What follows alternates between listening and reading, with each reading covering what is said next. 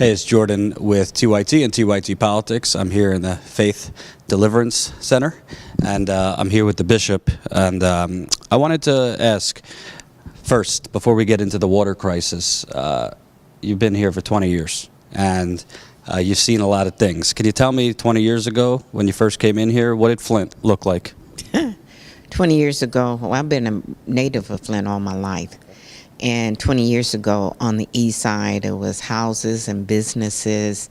I can just think, just going down the west side of the street, there was house, a printing company, a church, a bar, laundromat. Just I could go all the way down the street, and there were businesses, flourishing businesses, on the corner auto repair shop. And so that was 20 years ago, a very thriving community. When we came over here on the east side, we had a feeding program. There were schools, elementary schools, 3 in the area. And one of the problems with the elementary school that they fed on Monday through Friday, but Saturday and Sunday, there was nowhere for the youth to eat breakfast. And so we created a program that we did, a feeding program in the morning. Another program that we had instituted here at Faith Deliverance Center was a clothing program, because there were jobs and there were people that were coming out of prison.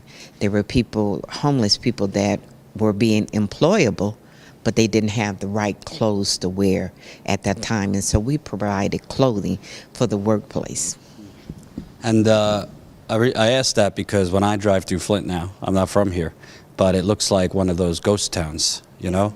You got cracked roads, buildings that look like they've been burnt, houses that look like some of it's been burnt, and it kind of just looks like there's hints of just charcoal everywhere.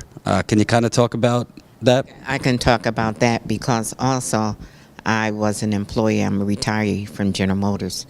And when you say burnt is one thing and vacant is another.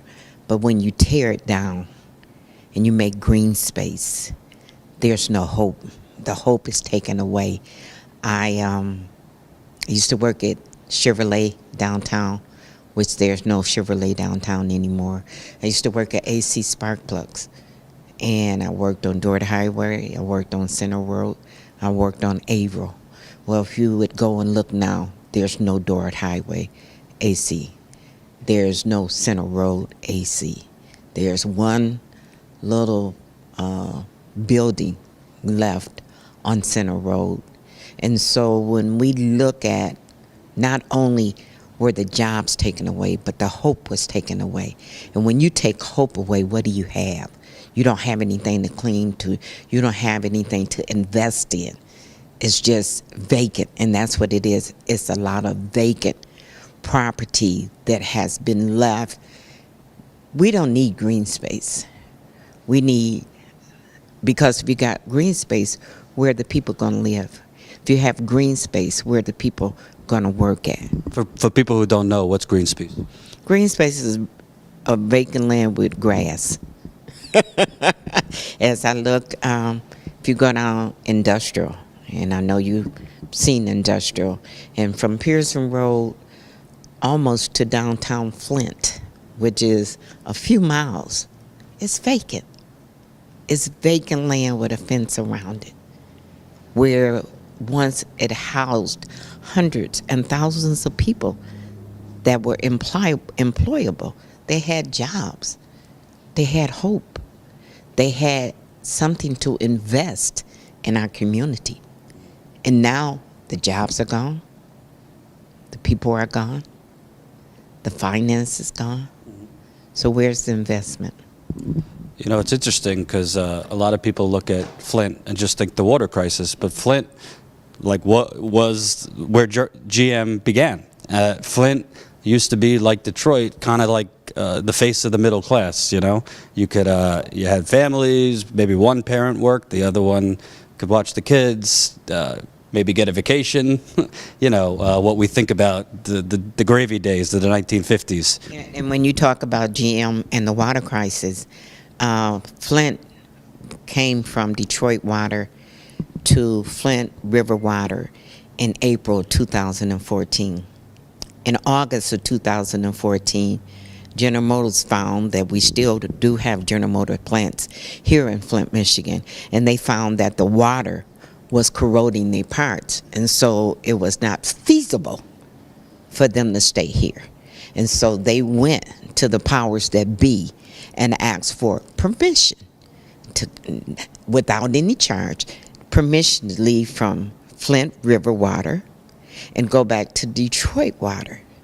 And in October of 2014, they gave the General Motors permission to go back to the Detroit water. But they said it cost too much. So they valued a automobile part more so than they did the lives of the people in Flint.